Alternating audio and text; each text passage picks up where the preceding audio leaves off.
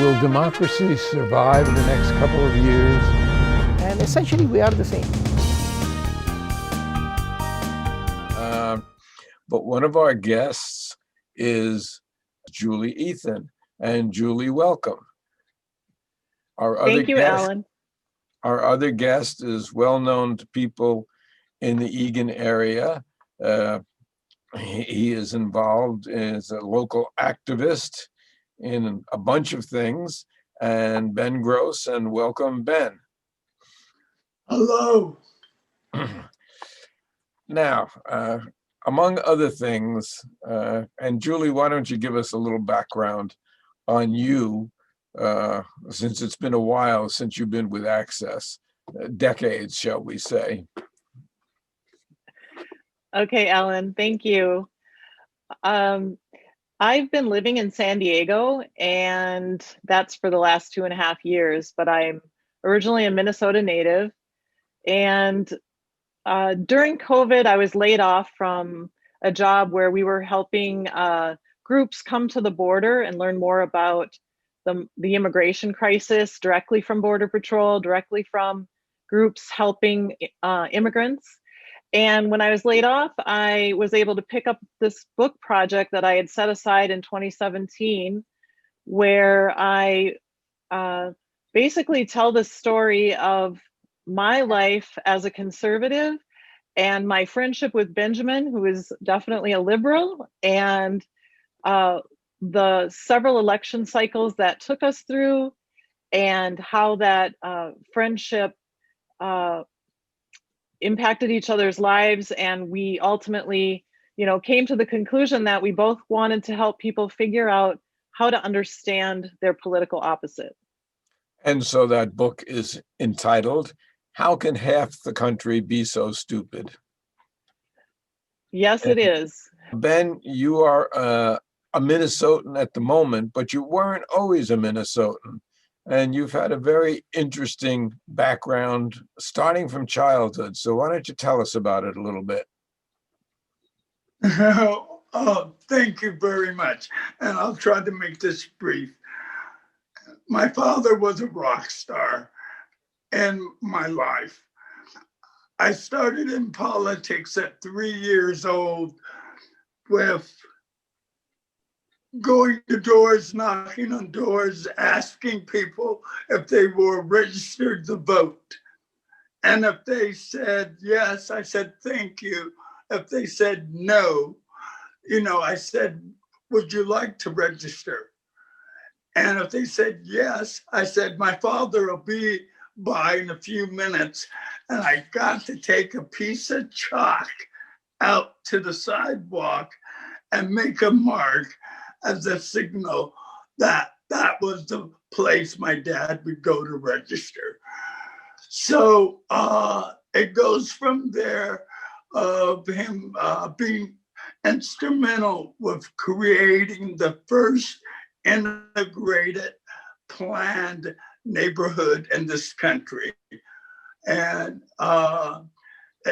it was 90% white, and they still elected him mayor, first councilman, and then mayor. And we're talking about California. Right. And Milpitas, California. And he had a personal relationship with Walter Reuther of the UAW, which sponsored the neighborhood. And so it's been an activist family, political conventions, my whole life. So your activism goes way back.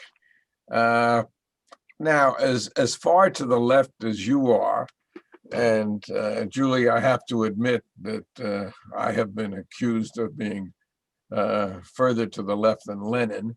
You, however, have been an ultra-conservative and a conservative all your life. So what brought you and Ben Gross together?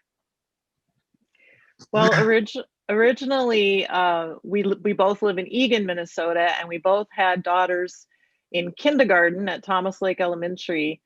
and they developed a friendship and wanted to start having sleepovers. So of course the parents got involved with each other, and eventually we just found that we really enjoyed each other's company. And it is true that we were very conservative at the time, and the book is sort of an evolution of my journey through politics and going more toward the middle and that kind of thing. But Benjamin was a really big part of that process. So was his wife Beth, because they were always inviting us to be involved or to attend events or have our children attend events. For example, my daughter got invited by Benjamin and Beth to the presidential elector ceremony for Barack Obama in 2008 at the Minnesota State Capitol. And that was, even though we were conservatives, we let our daughter go. And that was just one of the ways that we, you know, really commingled, and we didn't have all these, the vitriol that goes on today, and we weren't triggered by each other. It was very casual and friendly.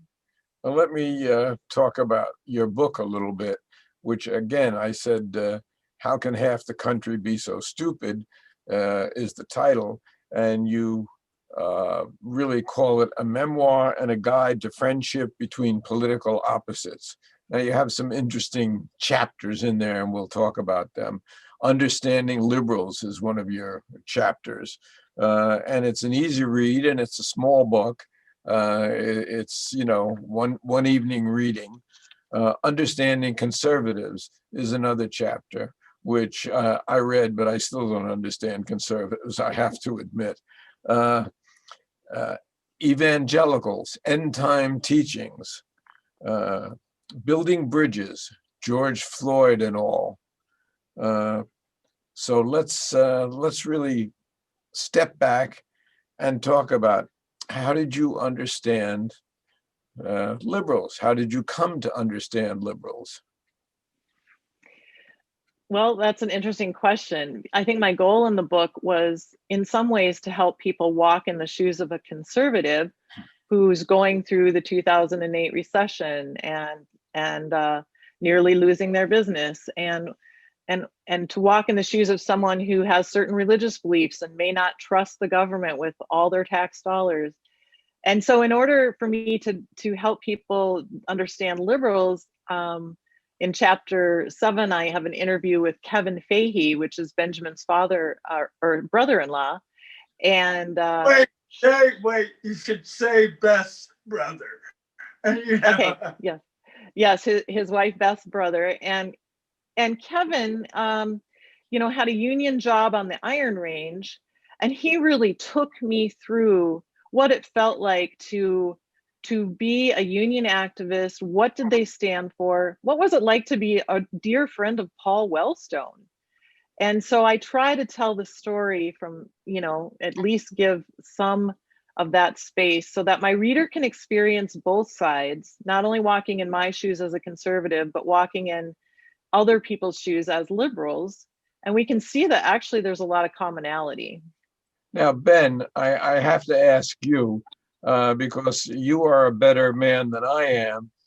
You apparently understand conservatives, especially now after this Trump election. I do not understand them. I do not understand how my elected representatives can, fortunately not in this district, can not refer to him, speaking of Biden, as the president-elect. And how did you come to understand conservatives better? Because I still grapple with it. You start by building a foundation of trust. And how you build trust is having an open discussion. But the key is, don't start with things you disagree totally on. Start with things you agree on or somewhat agree on, you know, because then you can start talking about like jobs, family, community, and those are from Kevin also, about those kind of issues. Like when it comes to like the police, okay, and this defund the police. No, that doesn't get the dialogue going. It's too opposite. Talk about the mental health issues that the police department have to deal with. That shouldn't be their job. So all of a sudden, this, Black Lives Matter isn't about as confrontational. If you're talking about how can we help out the police with mental health issues, which is a lot of their calls. And I see Julie agreeing with you on that. Yeah. So let's hear from her on it. Well, that is exactly what Benjamin did. The first time we ever talked about politics is he started the conversation by saying, do you think there is anything the two of us could agree on in politics? And that started almost a 2-decade conversation. And we found that we did have some agreement surrounding immigration and that the system was broken. I was a small employer trying to compete against other employers that were using undocumented workers and abusing the wage situation in that case. And I felt like something needed to be done about immigration, and so did Benjamin. And so we had some common ground, and that is, he just put it beautifully. You don't start with the most contentious thing. You basically ask what are some things we might agree on, and maybe explore that. And you are doing that, I take it, or you have been doing that in California, having moved from Egan several years ago, as trying to work with undocumented immigrants and immigrants in general. Is that correct? Yeah, absolutely. I've always been drawn to that. And once I, through Benjamin, I was invited to one of the Martin Luther King breakfasts, and I got to hear Senator Cory Booker speak back when he was, I think, the mayor of Newark, New Jersey. And that made me so curious. So I started digging into who is this servant leader type person who would go and live among the poor and lead in that way. And those are the kinds of things that got me wanting to learn more about immigration and who was really to blame for this. And it's interesting that the more I looked into it, the more I realized, we always focus on the immigrant instead of the broader environment that has created this push for them to come here. And so I started to look at issues a little bit more globally, environmentally, rather than just focusing on like this law and order, this, situation with one individual person. And that's been really, well, it's helped broaden my worldview, to say the least. Now, Benjamin, I know that you are... One point, Julian, Okay. on that. The key word that triggered the discussion and the journey about immigration and Julie was, Julie, I don't see them as illegal aliens. I see them as economic refugees. Thank you. And I was like, what does that mean, economic refugee? And I had never thought about what was going on their side of the border and why they might want to leave. Benjamin said, why would they want to leave their family, their language, their culture? Don't you think there's something going on there? And it really made me think. And they're fleeing for their lives in many cases, through no fault of their own. Just the area that they live in, the country that they live in, is going through chaos and revolution, and they are victimized for no reason at all. So that economic refugees is probably a very good phrase. And that started it with the two of you, I take it. Yes, and that was, in a sense, that was framing. And what I've learned is when you can reframe issues, it can have a lot more pull. And I actually started helping, small campaigns with their messaging, because the way you frame something, sometimes you can get to the heart of another person quicker than going through any amount of, facts and logic to try to convince them. And, Julie, what's the difference between your life in California in terms of activism and your life here? And I do want to spend at least a moment or two on your chapter, Evangelicals, End Time Teachings, and how that plays into your life, or does it? So in San Diego, we are empty nesters finally. So I've been able to focus on, like I said, the border, the immigrant situation, and then my writing. So I don't know if that, so ask away about evangelicals though, Alan. Well, where do they fit in our society today? We have evangelicals who are people who put themselves next to God, and yet they were wholeheartedly supporting Donald Trump, who, in my estimation, is as far from God as a human being can get. How do you reconcile that? Well, without going into a long theological discussion, they have made their own bridges between justifying support for someone who may not exactly hold their same beliefs. But I can tell you, in terms of hope, especially like the organization I was working for, the Global Immersion Project, they were reaching out to churches and evangelicals, and they were trying to educate them through immersion trips on seeing things a little differently, and seeing things.